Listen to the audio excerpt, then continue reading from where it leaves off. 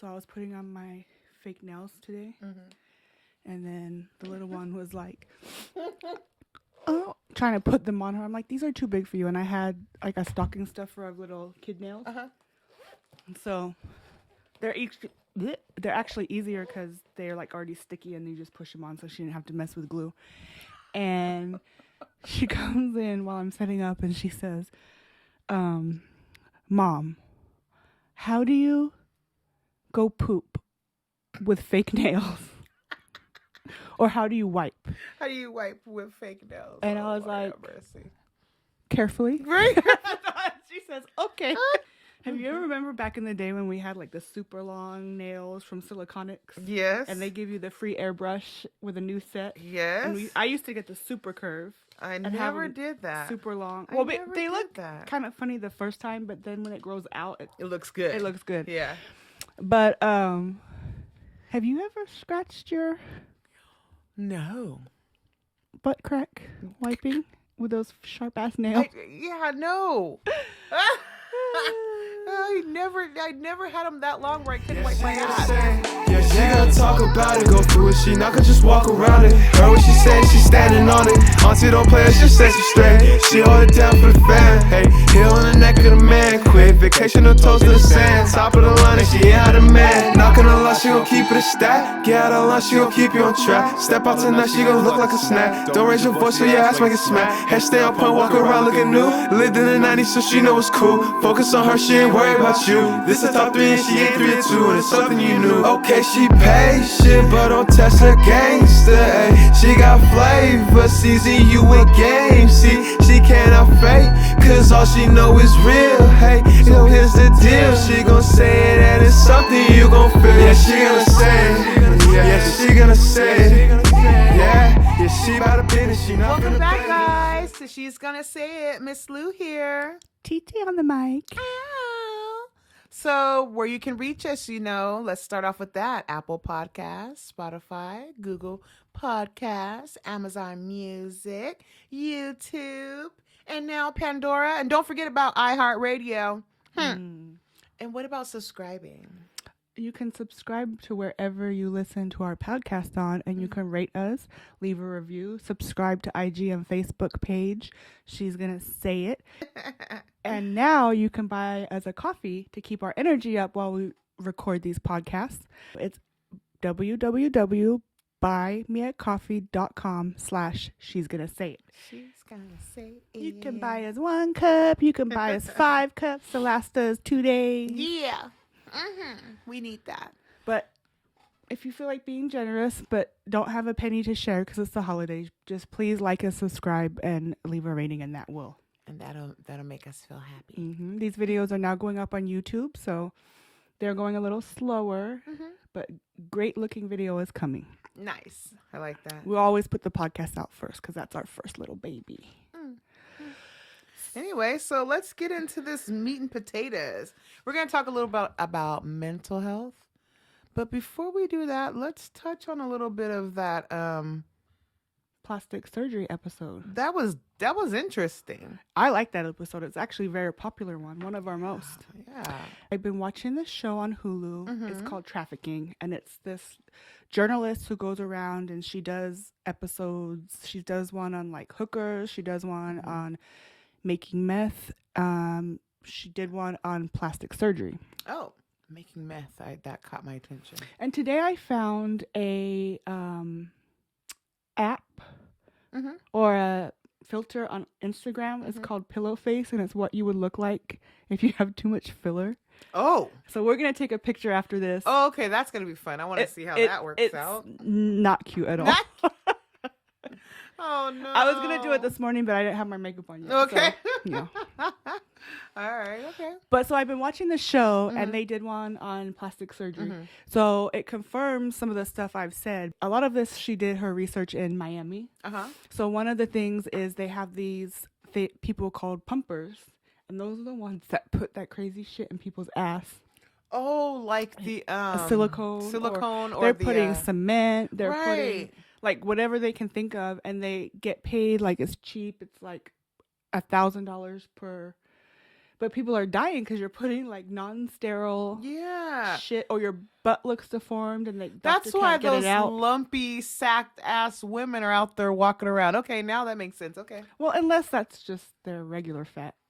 No, you can tell because these women are trying. They start off to have the nice body, but then they have the ant booty, and then it's like, oh, I don't know what's going on. But they've been doing it since the 1940s. Damn, can you imagine that?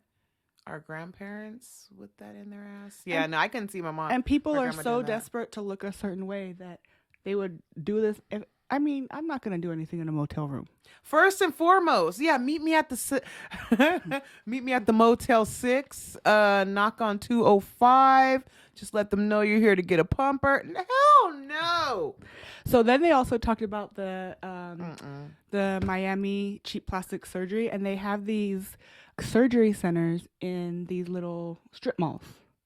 Okay. And so basically they are cheap because they're pumping out, one doctor will pump out 10 surgeries a day. Those are 2 to 3 hour surgeries. There's not enough time in the day. So they interview people and they keep them anonymous for a lot of this stuff so you can hear the real story. And basically the doctor hops. They have multiple patients under anesthesia and they hop from room to room. From patient to patient. But what they're doing is letting their surgical technician, who is not licensed to do anything but assist the doctor, and they can't even do certain things even if the doctor's there.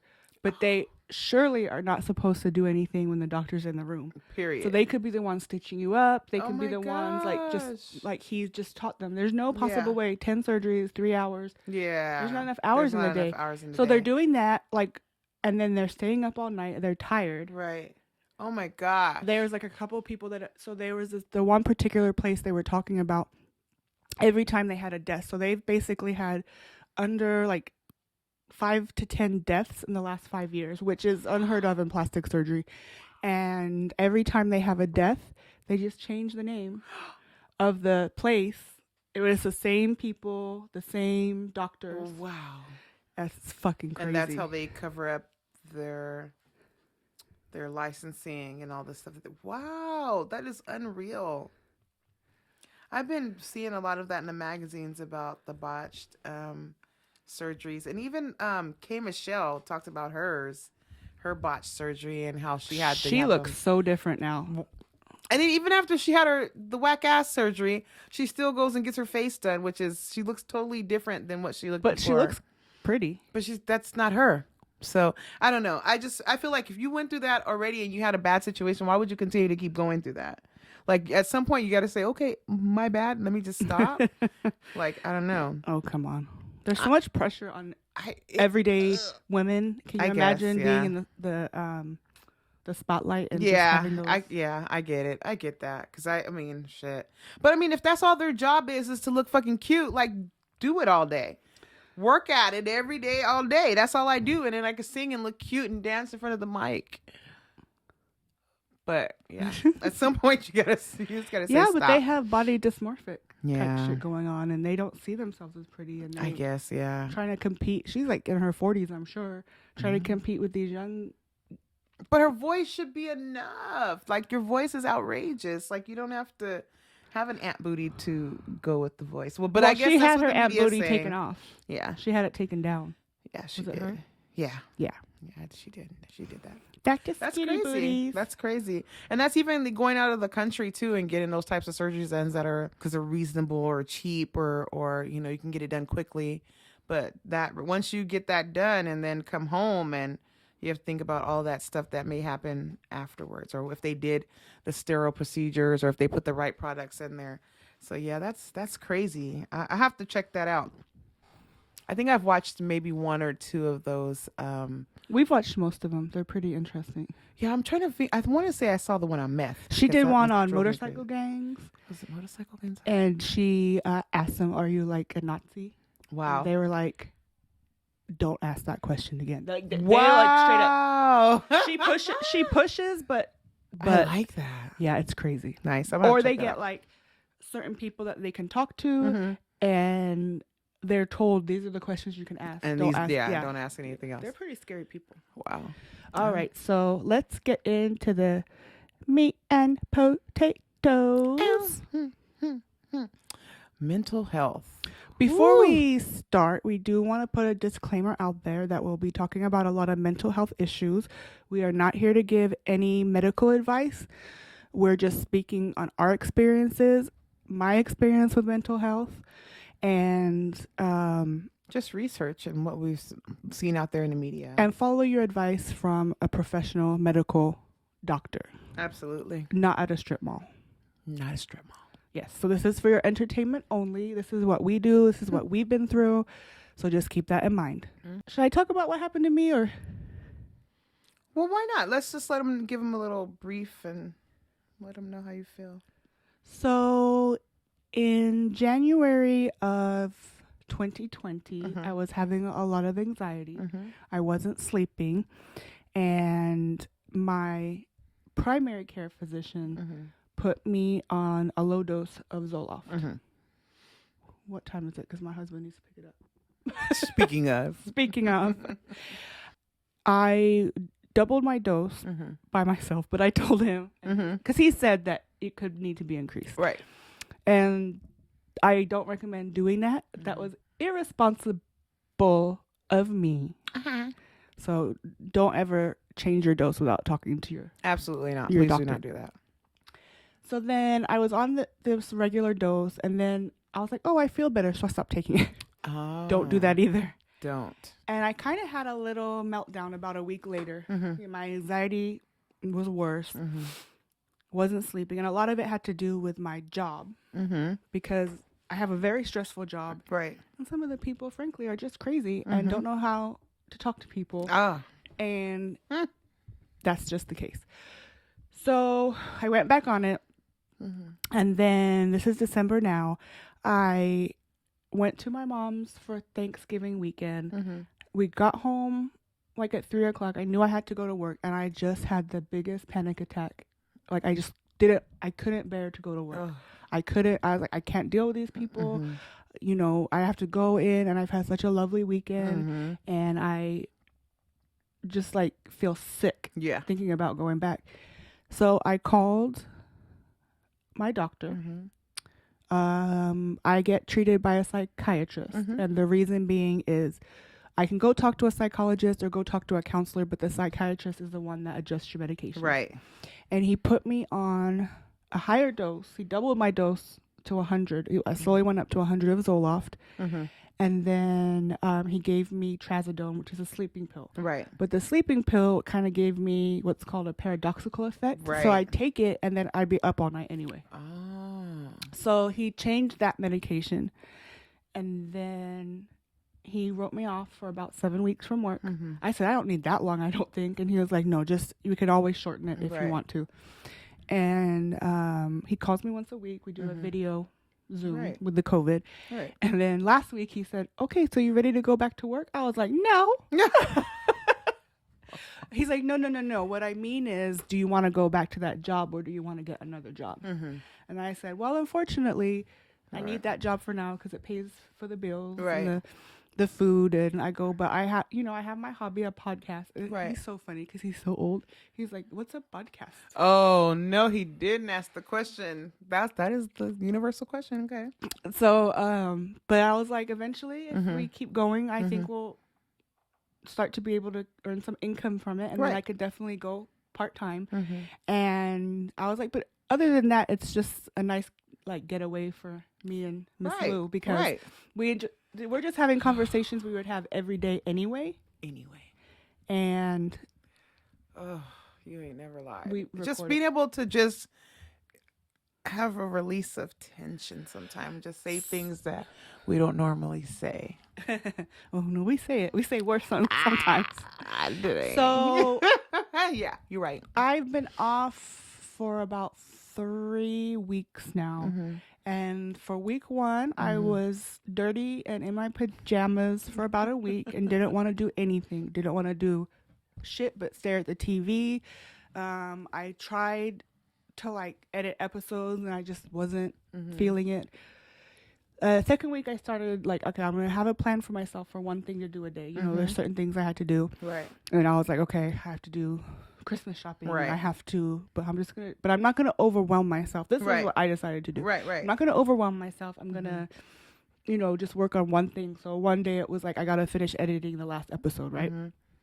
I got that finished, and then the next day I'll be like, okay, I'm gonna do the YouTube intro. Right. So whatever it is, that's what I did. And about the middle of last week, I just felt totally different. I enjoyed cooking again. I wasn't like, God, I gotta go Christmas shopping. I was like, Right. okay, let's go Christmas shopping. So I'm starting to feel a lot better. Right. Am I ready to go back to work? No. I just need a break. I need to reset. I need to learn to ignore people. But that being said, that's my story. And why is my voice quivering like I'm gonna cry? Goodness. Don't cry. I'm not. Okay. I'm cry, getting a TT. little Don't verklempt. cry. No, but because this is a thing. Like, people don't realize that mental health is a thing. It's a real thing. And once you sit back and realize, like, wait a minute, after you feel all insane and overwhelmed and bogged down, and you have all this stress, those panic attacks, and some people don't even realize that they're having panic attacks. You know, so yeah, it's deep. I mean. Yeah, man. And it's very common. And it's common. And not for all ages. And I'm not embarrassed to say I have a psychiatrist. Yeah. Not embarrassed at all. It's Not at all. It was needed. I was going to have a mental breakdown if he didn't give me time off of work. You know, and they know as doctors and you know what people are going through. And I think there's a lot of people that are coming to them and like, I need a break. Yeah. So keeping it light to begin with, that was kind of a little heavy. I don't know. Hopefully mean, it helps someone. It just, and that's what it's for, because sometimes people don't talk about their own personal issues that they're going through, and people tend to think that you're not human because you don't talk about it. So I like that. It was sort of corny how I started because it was after I watched the Meghan Markle and Prince Harry interview, and they were talking about mental health. And I was like, you know what? I should go. So Meghan Markle and Prince Sexy Harry Thank you. with that red hair. I love Prince Harry. Yeah. I think he's a handsome one. He is, and he's very nice, and he did everything to protect his wife. He said, fuck y'all. Yep. We out. You can have my We title out and this everything. bitch. I don't Keep think he it. ever liked it anyway, but that's all. I don't think so either, because he's always ran around and did some of everything else. So yeah, he wasn't. That's a just whole stuck nother there. episode. Beep. Put a bookmark. So there was a Huffington Post article the other day, and the questions, it was about like dealing with people and the holidays, your families or Yeah. gatherings, or if you don't celebrate the holidays, it can always happen at the gatherings. And they asked these annoying questions. Why do they always have to talk about your weight? So what if I'm a fat ass? You knew I was a fat ass last year. I showed up. Guess what? I'm a fat ass. Why do you have to make it known that I'm a fat ass to everybody? Okay. My mom on that weekend I went up, she said, I was like, oh, because I put on these tight jeans and I couldn't bend over to tie my shoes. And then I was just saying, oh my God, I just need to lose weight because I am a Right. little heavy. Hence the She's Gonna Be Healthy podcast coming soon. Stay tuned. And she says, well, you always gain weight when you're stressed. And I was like, Damn it. Mom, why? Thanks for the jab, Mom. It was like a dry stab, like a dry snitch, but like a under the table come out. I was like, just tie my shoe. Right. It was pretty funny. Or they always hit you with that classic relationship question, because I know that's one of my favorite ones. My mom's was always, "Are you going to marry a doctor?" I was like, "No, When are I you don't going want to to marry a marry? doctor." You're not married yet? Are you ever gonna get married? When are you gonna have kids? Or it's, what are you doing wrong that you're not married yet? I mean, I know it's only been a year. Why does it have to be me? Why can't it be them? I love that. Or you still don't have a job? Oh, it's a classic one. I've thrown that one around a couple times too. You don't have a job still? Always You over here relationship asking questions. for stuff? Don't worry about my life. Right, Stay out my business. I love that. But it's usually old people who don't give a fuck. So you're like, you have to be polite. Yeah. But you're like, I don't know if you remember, there's a show back in the 90s called Ally McBeal. Oh yeah, Ally McBeal. And she'd always have like these fantasies in her head, like I remember that. it would be like a bubble that Yep. popped up, and she'd be like strangling someone. Right. And so it's like that's how I feel sometimes. That's like the she's gonna say it bubble. So it's like you say what your political correct answer is, and then you have that she's gonna say it bubble that pops up what you really want to say.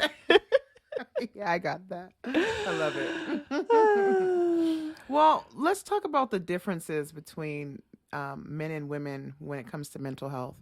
Do you think there's any differences, or do you think we suffer the same? Well, with the research I did, and also we have this magazine that's out now.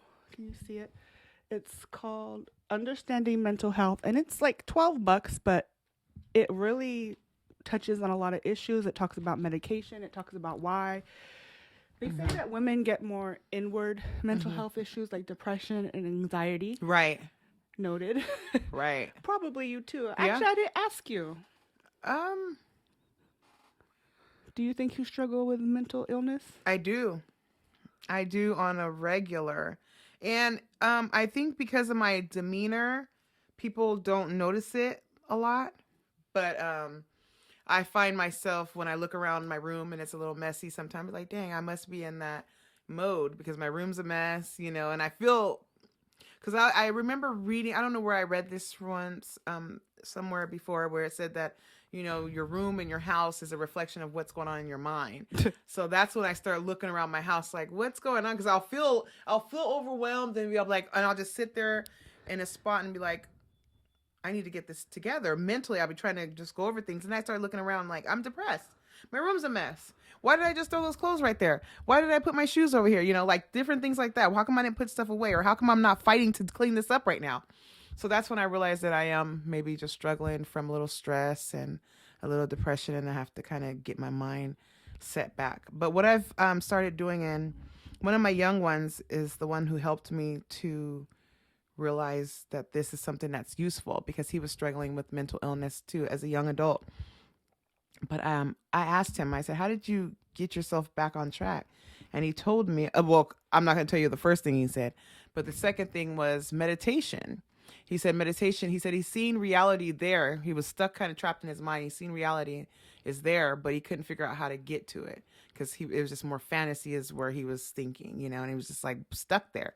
So he said he had to start channeling, just sitting still, listening to the environment and breaking it down, you know, just meditation. I you know, just meditating, you know, and breathing and just all that comes with that. And that helped him to be able to reach reality and to see when he gets that clogged mind, he sits down and just centers himself and gets it back on track that way. So that's what I've been doing. And it's helped a lot. It's helped me from choking out people at work, wanting to throw a chair at somebody, you know, just those types of things that I'm able to.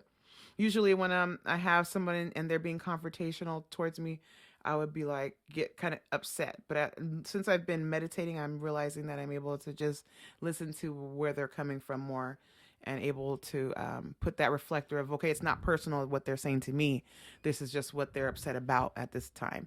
So I think a lot of people need to look into that. That will help a lot, I think, with the mental illness. Just being able to stay focused. It was funny, you said in the beginning that people don't notice because of your demeanor. Mm-hmm. And they were talking about how, you know, people don't put enough emphasis on mental health over physical health, as far as looking at someone and not knowing what they're going through. Because Right. number one, you can't see it unless you, like, all of a sudden, like, I started coming to work with no makeup, Right. and my hair not done. They would be like, oh shit, something's wrong. Exactly. But and that few weeks, I didn't put any makeup on or anything. I was au natural, and I only did my face up for like recording online or if I had to go out. Right.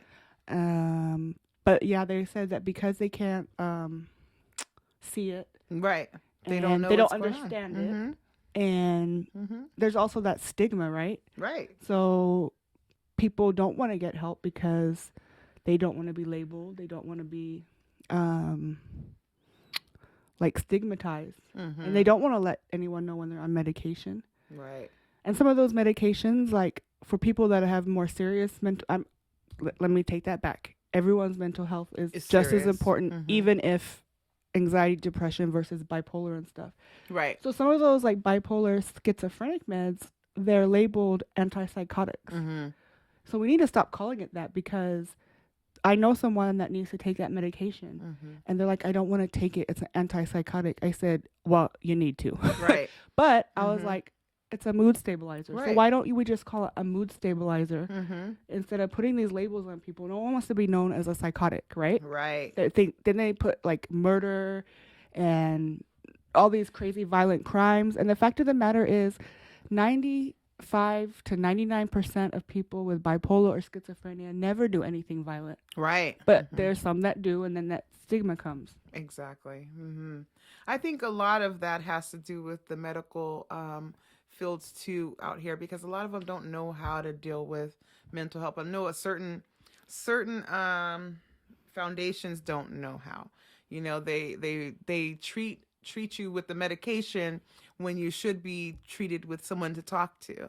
And then when you need somebody to talk to, they give you the medication. It's kind of like giving it to you at the wrong time. And I think that's with one of my young ones that was dealing with that. That was what he was going through. He kind of felt like they were giving him medication, say, "Oh, well, just take a little bit more of this pill," you know. And then when he really got out of hand, then it was like, "Oh, okay, well, maybe we gave you too much medication. Now just talk to somebody." But at that time, it's too out there, because he's taking all this medication and his mind is just all jumbled. Well, So- that's one of the problems too, is that Right. because you can't see it, Yeah. you know, they have to kind of adjust your medications. Based on what you're saying, right? And I Or think how the you're whole feeling. like medical field itself is difficult to navigate. So to know what to do with, you know, getting the right doctor. What does this doctor do? Well, a psychiatrist, they may talk to you, but for the most part, they just prescribers, Right. right? And psychologists, I'm not sure if they can prescribe medication. I think you have to be an MD for that, and psychologists are not MDs. No. So then you would need a psychologist or a therapist to talk to. Right. And then you have your primary care doc. Mm-hmm. And for us, we have our OBGYN. We have 4 doctors. All that. So, Gosh. yeah. But Mm-hmm. I don't know why I'm not embarrassed by it. I'm just like, I think because I'm more of the headspace that, you know, if something I have to say helps someone, then why be embarrassed about it? Yeah, I We're don't willing think to talk anybody about should be anything. embarrassed about it. We should all be able to talk about it and get to a root of how we can handle it, you know, because this depression and this mental illness is taking a lot of people out. They're harming themselves. They're doing a lot of things like drinking and doing different drugs and stuff to try to ease that pain, because they don't know how to express it or to get it out to somebody how they're feeling. And there's a lot of people, I think, that have those repressed memories, especially Yeah. of something very traumatic, like, you know, child assault, or you All call of that. or even women. Most of us have 1 in 3 have been raped, or I've never been raped. I had someone try something funky on me once, but I made it very clear, and it didn't happen. But that was like my fight in me, She like, said something funky. yeah. Right. And he knew what he was doing wrong, but women, like I said, more likely to have anxiety and depression. Males, they do more antisocial behavior Yeah. or substance abuse. Not that women don't, but like lying, cheating, aggression, violence, stuff that gets them in trouble. They act out. Isolation. Yeah, isolate themselves. And then as women, we have to worry about filling all these roles, like mother, wife, friends, all of this stuff. There's Sister, the cousin, pressure honey, to look a child. certain way. Mm-hmm. You know, Yeah. like men just Get up cute. they're out. Wake up and be cute. This article said 1 in 5 sexual assault, but I know it's like 1 in 3. Right. It's probably more than that. Are 2 times more likely to have eating disorders Mm. and have PTSD Mm-hmm. regarding that. Yeah. Or I don't think I don't know if you can have repressed memories when you're older. I'm not sure. I'm not a psychiatrist. Well, I've heard of that. I've heard of people like having like a flashback. They'll see something or something will happen or somebody will say something and it'll bring up something that happened to them when they were younger. And I guess that's I guess kind that of can happen through therapy, Mm-hmm. which I think everybody should go to. Which a lot of people, you know, I know within the Black African American culture, the Black culture, they don't push mental health to talk to somebody a lot. They just say, "Oh, he's a little touched. He's all right. He just needs the Lord." Or they say, "You need Jesus," or "Hey, you just need to take a nap, wake up, you'll be all right," or pray on it. Pray But it away. I believe in prayer too. I mean, I believe in a higher being, so praying too for me helps me to be able to just get how I'm feeling out, and to be able to talk to someone and not get that that negativity back. Well, it's you, it's you, it's you. Even though that later does come, where I feel like my prayers help to guide me to do something that was beneficial for myself or for someone else with the mental health.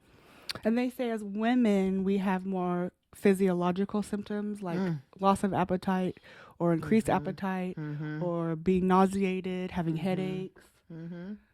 Yeah, a lot of that. I remember every time I would Physical pain. break up with a boyfriend, I haven't had that many, but I would just stop eating and drop weight like crazy. And then the last two ones, I'm on my last one, but on the last two, I fucking started eating. Yeah. And I was like, what happened to that like bonus of losing weight when you Lose weight. break up with someone? That's funny, yeah. And they say like mood disorders are kind of equal for both genders. Because that's more of, I would say, a genetic thing or a, Well, the other thing too I wanted to touch on, because I was thinking, I saw this here where it said something about the postpartum develop the anxiety and depression. It can be hormonal related to just like postpartum. But I don't want women to get that twisted with that, because when you're I guess what they say postpartum is, I think for me, I didn't really go through it. I did, but not a lot. But so I can't understand how a woman feels with that. I didn't have that hard where I just couldn't stand my baby, I didn't go through that. My whole thing with postpartum well, was just first of like, all, I have to say, it was all self. I would never act on it, but I could certainly understand during the colic Oh yeah. why people would throw their babies out the window. Yeah. I mean, I Crying totally ass kid. like, Right. like, and mine wouldn't even like. She would fall asleep in a car ride, and as soon as you hit a traffic light, and I was by myself because her dad at the time was working night shift, and she'd always get colicky around 7. Whew. Interesting. I'm I glad don't know, that I she's just- still here. But I think that part of that is, how like when they say people have had limbs removed or organs removed, how they go through that separation, that anxiety. I think that's all it is with having a baby. With that, it's not really a mental health disorder, and they like to throw that in there with these types of things. These types of things has nothing to do with having a baby. But postpartum is a real diagnosis. No, I'm saying, so they should separate that from mental health, saying that that's a mental health issue, because if they didn't have that problem until they got pregnant and had that child, you know what I mean? So for me, the first one, I just remember, and that's because your hormones are crazy when you first Yeah. have a baby. I would cry Mm-hmm. at the stupidest things. Mm-hmm. Like it could be a freaking Butterfinger commercial, and I. The second one, I actually is probably precipitated all of this, because they say when you have postpartum depression or anxiety that it can follow through. Just like hypertension. If you have hypertension during your pregnancy, you're more likely to have it later on. Right. So the second one, Okay. I had a little bit of crying, but I didn't realize for about 6 months, 7 months, and that was around the time that I had cut down on the breastfeeding because she was eating. I didn't stop for a year. But at the end of that year, when I look back at it, I definitely had a lot of anxiety. I had this repetition of checking the door to make sure it was locked. I'd have horrible images of thinking, oh, what if my kids get cancer? Right. I would drive over this one interchange, and I would always it would just trigger me these crazy thoughts. Cancer, or one of them died. Right. And then it would build, and it would just get me so upset. And I didn't realize it was happening at the time. I mean, I knew it was happening, but when I completely finished breastfeeding, I was like, bitch, you were crazy. Right. Like I was doing crazy shit and having these weird, crazy thoughts, which I kind of believe it does come with anxiety, because those same type of things happen, this time around. So I always tell women that are pregnant, postpartum isn't just like sitting there crying and being sad, because I was never sad per Right. se. I wasn't depressed. That wasn't what it looked like for me. But Mhm. but I always tell them, if you fight, it could be postpartum. Just pay attention. They always ask you when you go to your appointments, are you feeling anxious? Are you feeling Right. And depressed? that's why I hate why they ask those things. I'm fucking feeling that way. I just had a baby. You know that's something. Why would you do that? And then they kind of coach you into saying something stupid. Do you have any thoughts of hurting your child? Well, yes, I have. I've had the thoughts of slapping the shit out of my child and choking them and throwing them in the water. But why? Why would you say that? You know that they're having that issue. I guess that's what kind of makes me upset. It's not something that you know. But I could see what you said about the blood pressure and stuff like that, because I am going through that. When I had my youngest child, I had blood pressure through the pregnancy, and then it stuck with me after. And I never had that issue with any of the other kids before. Didn't do anything different than with that one, So I could see that. But I guess with my postpartum, I didn't have any of those things like that. My biggest mental breakdown was just about how my body had changed, and it was just about me. But I never had any thoughts of hurting my child. So I guess, I don't know. Maybe I have to look more into that, because I just feel like they shouldn't lump that into mental health. Because then you get this poor woman thinking that she's got mental issues after this poor kid, after she's had this baby. Well, I guess you're right, because I swear up in God, I said my mom was fucking crazy, and then I was That's thinking about she it. had 50 of you. Mhm. How And then many? I was thinking about it when I 10. talked to people. There's 9. But 9. then I was talking to people who knew her before her children. Was like, yeah, your mom was such a wonderful lady, and she this. And I was like, you know what? It was these motherfucking kids. So after she had Chris, she went fucking crazy. But I feel the same way, because I feel like I was more sane before my children. Now I'm like, this lunatic here. Yeah. I say crazy things to these children, so They deserve it. and they deserve it, and they know that they do. So We're looking at you, kid. And then they say what? And they start laughing after I said this crazy stuff. Like, what? Why would you say that to your beautiful child? Well, look what the hell you made me do.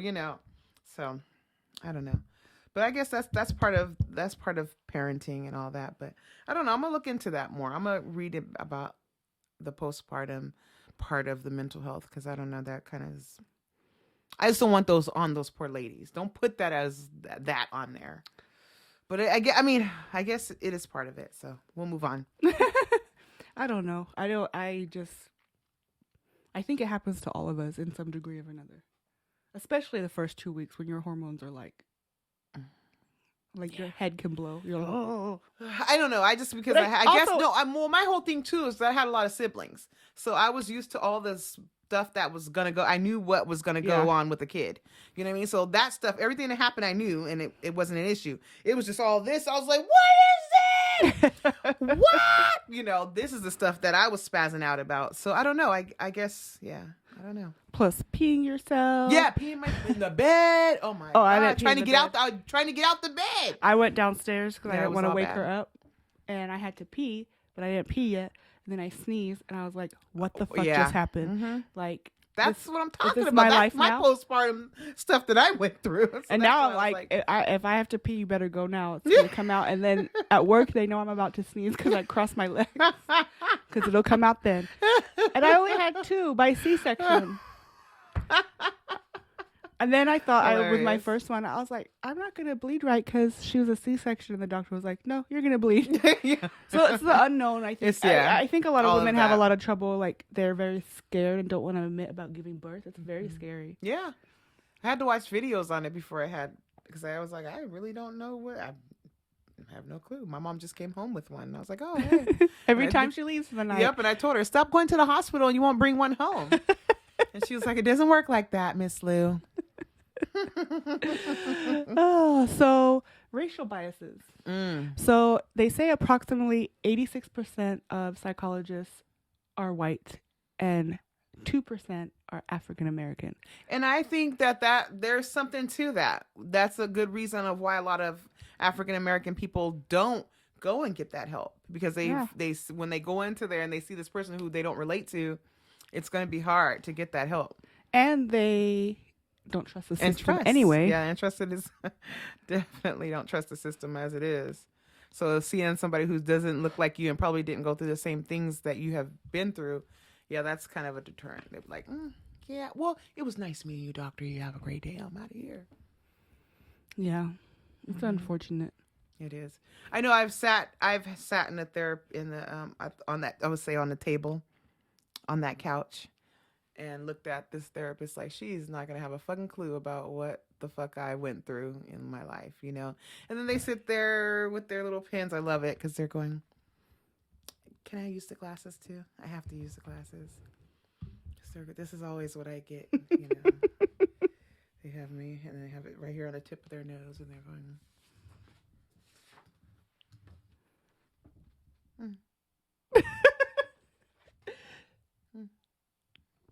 Because they're just supposed to listen. And I know all they're writing is, "This bitch is fucking crazy." No, they're not. She really is.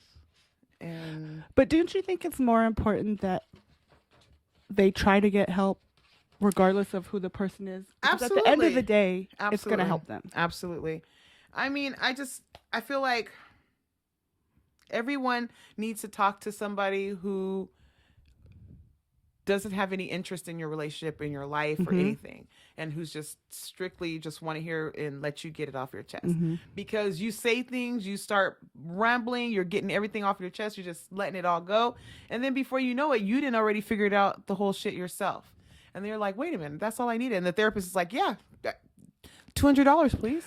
Shit, they're expensive. Yeah. And a lot of it, well, I must say that if you need a therapist, most companies have an employee assistant program. Which is bullshit too. No, I used it before.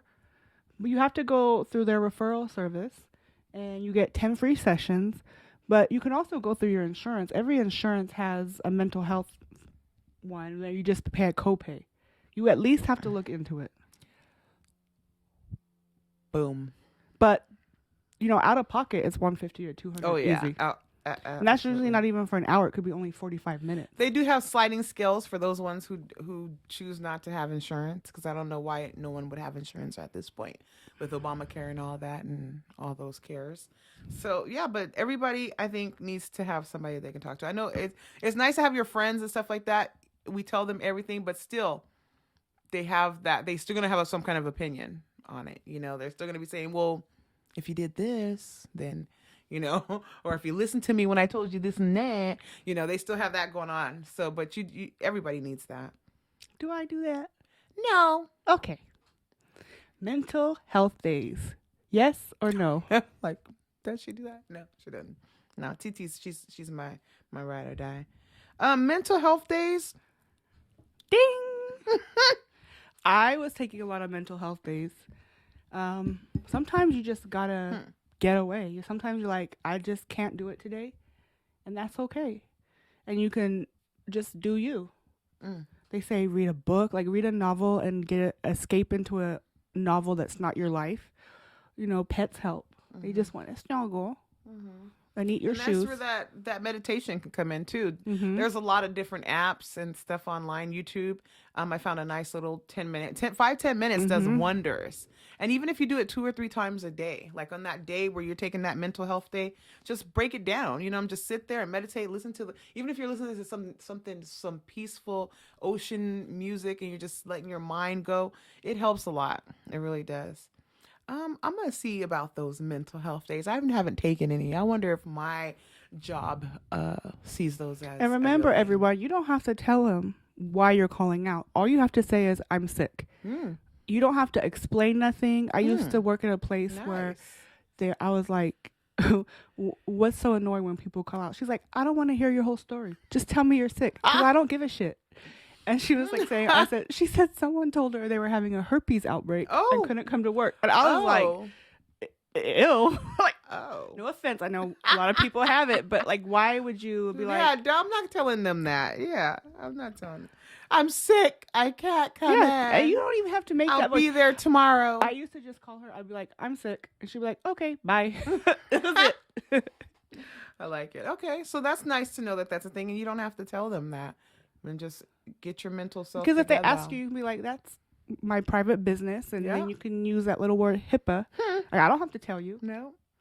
And technically, a lot of the contracts and stuff that we have out there with our unions, they tells you that you don't have to disclose your reason for taking off. So look into that. Because I'm sick of you bitches.